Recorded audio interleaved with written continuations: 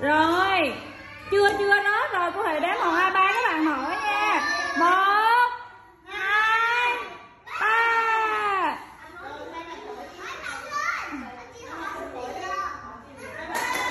Rót thổi đi, rót thổi đi. Thổi mạnh lên rồi chị Hai lên thổi cùng ơi, chị Hai thổi cùng ơi. 3